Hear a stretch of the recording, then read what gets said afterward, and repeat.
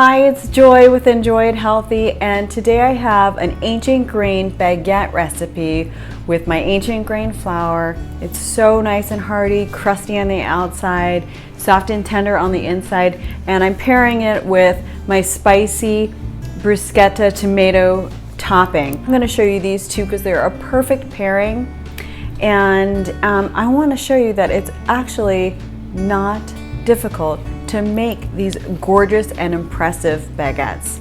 If you like this video, please give me a thumbs up and subscribe. If you hit the bell and select all, you'll get notifications whenever I post new videos. Okay, so this bread recipe, I was taught how to make baguettes from a French chef about 10 years ago. And of course, now that I have my ancient grain flour product, I make it with my ancient grain flour. So I'm going to show you how to do it. It's not difficult. It's just a little time consuming, but you can do things in between. There's nothing hard about it. Okay, let's get started. Okay, so to make the dough, I'm going to use a scale. If you don't have a scale, you should just really go buy one. They're very handy to use, they're inexpensive, and it's much more accurate. So I took my flour, my ancient grain flour here, and I measured out 500 grams. If you don't have a scale and you want to do this, 500 grams of my flour is about 3.5 cups. If you Google it, it says it's 4 cups, but I think that's too much. Anyway, so we've got 500 grams, and then I have 4 teaspoons of SAF instant yeast and 2 teaspoons of salt. I use pink Himalayan, but you can use whatever kind of salt you like. Okay, so we're gonna put that in there and set that aside. Okay. Now for our water. There are very few ingredients in here. It's flour, yeast, salt, water, and some type of milk. Okay, so we're going to also use our scale to measure out our water. It's 350 milliliters of filtered water, and actually, if it's on the gram setting, it's fine too. It's the same, but it's super easy to double this. So if you're doubling it, obviously you're going to do 700 milliliters. So we're going to just measure that out. So it says 350. We're going to do the tare to zero it out. Then we're going to add 70 milliliters of, I'm using oat milk that I just made, it literally took me, I think I timed it 3 minutes to make this oat milk, but you can use regular milk if you want to do that. So 70 milliliters. I'm gonna pop this in the microwave for 1 minute and just get it a little warm. It's not hot. You don't want it to be hot, but it is probably 100 to 110 degrees, something like that. Okay, so it just feels warm to the touch. Okay, so we're gonna add this here. And I'm going to start with a spatula and mix that together. And then when it's kind of together, I'm going to switch to a gloved hand. If you want to just use your bare hand, that's fine. You might want to dip it in a little bit of water so it doesn't stick too much. But I feel like this works really well, and I just scoop this dough off of the spatula, and I just knead and turn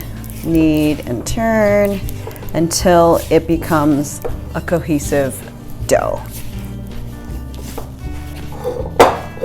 So you can see all the flour is incorporated, and I've got this kind of warm little dough ball, and it's thick and clunky, so that will rest for 30 minutes. I'm going to cover this with plastic wrap. And if you keep your house cold like my husband does, a good place to proof your dough is in your oven with the heat off but the light on. It's just a draft-free, slightly warm environment, and it just makes a great proofing spot. So I'm gonna do that, and it's gonna be 30 minutes. For our bruschetta tomato topping, we need a couple of things. We need some tomatoes, a little fresh herbs. We need 1 little clove of garlic, a good quality olive oil, and aged balsamic vinegar, some spices if you need it. And my special ingredient for a spicy little kick are Calabrian chili peppers. I love these and I use them all the time. Now, tomatoes are on the dirty dozen list, so you always want to go for organic whenever possible. And for a dish like this where tomatoes are raw and the star of the show, just get the best tasting ones that you can. I think that they're easiest to cut up with a serrated knife. I had this perfect tomato, I don't know, I lost it, little serrated knife, perfect for cutting tomatoes, but this is just a bread knife, and it just gets through the skin easier than, you know, a regular chef's knife or whatever. So I'm gonna get these all chopped up into uniform pieces, and I like to chop them up by hand rather than pulsing them in a food processor, because I just feel like they stay chunky and you can really grab those pieces with your bread. So I chopped by hand all my tomatoes, and look at how pretty they are, and they are nice and sweet. They're the baby tomatoes. Okay, so just a couple of things. We want to have a really good, let's do the garlic first. I just use 1 little clove of garlic. You don't even have to peel it. You can, if you have a garlic press, it magically peels itself. So it comes through like that, and I don't put too much in there. I just like the hint of that fresh garlic in there, and that's really all you need. If you like more garlic, go for a big clove or a couple cloves or whatever you want, and just make sure that everyone that you are with also has some. Okay, so the olive oil and balsamic vinegar, you just want to have a really good quality extra virgin olive oil. Drizzle that in there, and whoop, good catch, and some really nice aged balsamic vinegar. There's so many good ones out there. I need to open another bottle. Okay, and then my secret ingredient. I love this stuff. It's crushed Calabrian chilies. I'll put the link below. You can find it on Amazon, and it is spicy. So if you like it spicy, then put, you know, a good, you know, teaspoon. If you are a little bit of a wimp when it comes to spice, maybe just put half a teaspoon. But it is delicious and makes a big difference in here. Okay, so mix that around. We want to do a nice pinch of salt or 2 and pepper. And then we're gonna use some fresh herbs. My naughty dog trashed my herb garden yesterday, so I had to go out and buy some basil, some fresh basil. But anyway, so I used fresh basil, and I was able to salvage a little bit of my fresh oregano. So I have another little herb box out front. So, but I think I've showed this in another video, but I like to put my herbs in a little bowl and just cut them up. I think it's easier than chopping, and it seems to not bruise the herbs as much, but wow, I can smell that. So I just do that. And if you don't have fresh herbs on hand, you know, it's kind of a bummer, but you can still make this and it will still be good. You can use an Italian seasoning, dried Italian seasoning, and you know, something like that you get.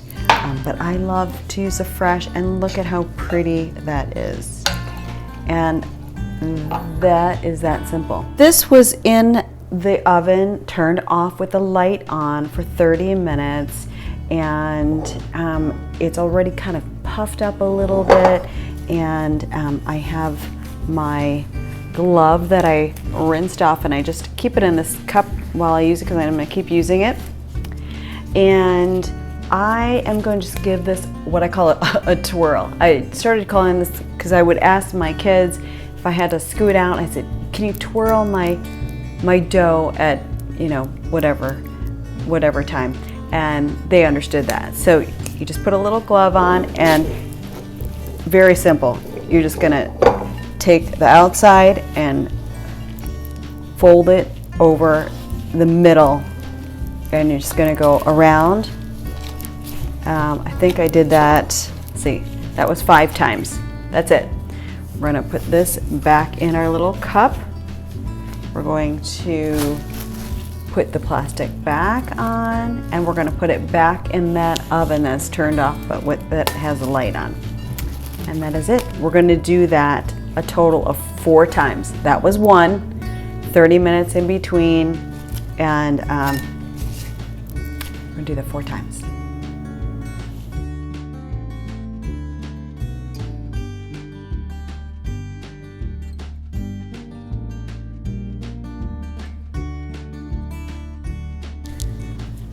Okay, so that was our 4th and final twirl, and I let it sit in there for 30 minutes. It's all nice and airy and soft and a little bit warm.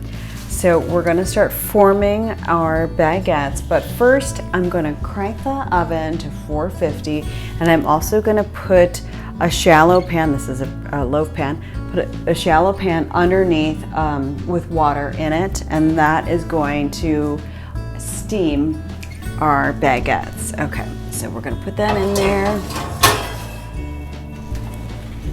Turn the oven on to 450 and heat that up. And we've got our soft dough here.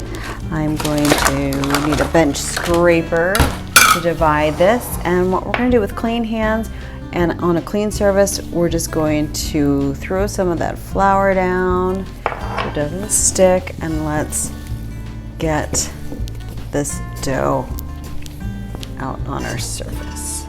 See, it's nice and airy and soft. Okay, so we're just going to get a little even. We're going to divide it by 4. And just going to form them into rectangles-ish, okay?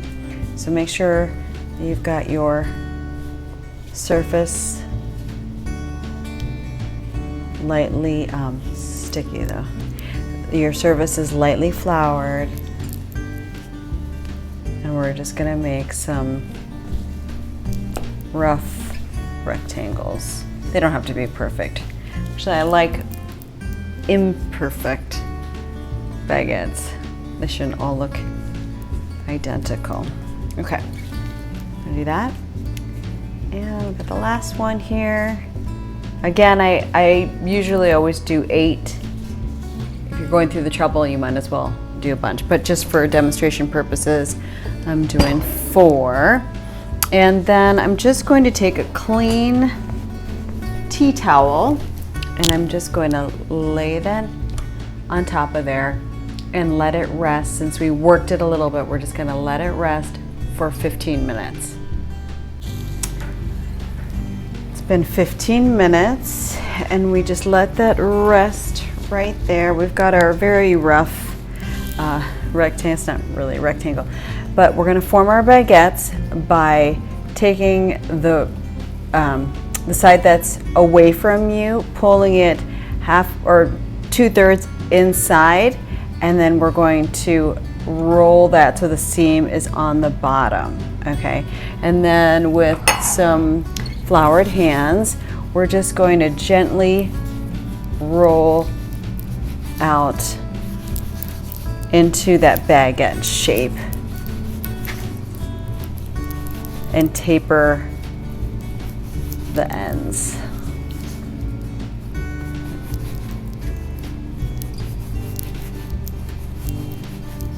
Okay.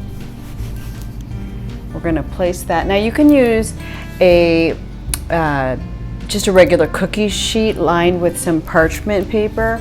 I like to put a little, very light dusting of flour on there.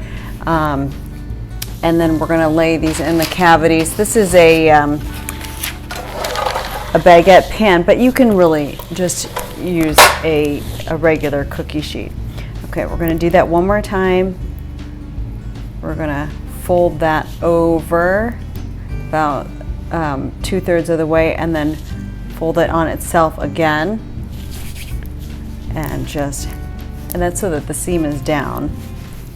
Okay, and we're just gonna form that. And I'm gonna do this with the last two as well. And then we'll let that rest one more time for 30 minutes. So you can see there's not a lot of work involved. There's a lot of resting involved. Okay, we're ready to bake. I just filmed and explained the most crucial part, and the camera wasn't on. Okay, sorry. So anyway, we had this covered. We uncovered that, and it's been resting for 30 minutes.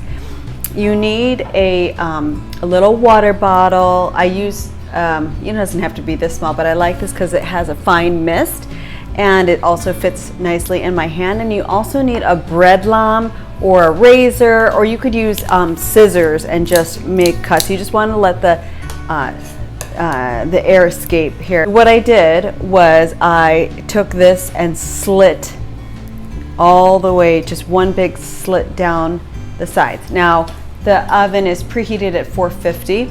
We're gonna put it in there, and just before we close it, I'm gonna spray it with this water and let it bake for 5 minutes, and then pull it out with oven mitts, spray it again, and let it cook for 15 minutes. Okay, let me see if I can get this on film this time.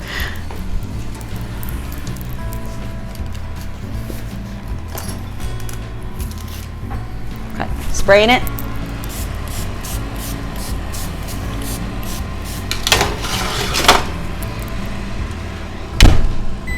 Five minutes, and I'll be back. I pulled them out, and then I transferred them onto a wire rack so they can start to cool. They can be a little bit warm when we cut into them, but you do want to let them cool a little bit. They turn out beautifully. They're nice and crusty on the outside, and they'll be soft and tender on the inside. I can't wait anymore. They're still warm, but I think they'll be fine to cut into. And just gonna use, you can see how nice and crusty they are on the outside. Just take an inside piece here, and we'll try it with some of our bruschetta tomato topping here. You can kind of see how beautiful that is.